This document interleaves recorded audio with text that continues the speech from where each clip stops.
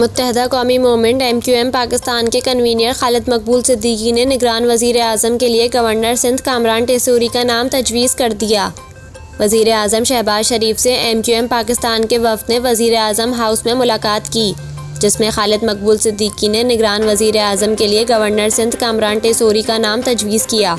ज़राए के मुताबिक वज़ीर आज़म से MQM वफ़द की मुलाकात में के इलेक्ट्रिक से मुताल्लिक़ अमूर पर बात हुई।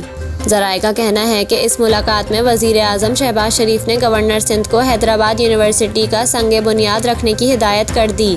ख्याल रहे कि वज़ीर आज़म शहबाज शरीफ ने 9 अगस्त को कौमी असम्बली तहलील करने की तारीख दी है, जबकि मौजूदा कौमी असम्बली की मुद्दत 12 अगस्त की रात 12 बजे ख़त्म हो रही है।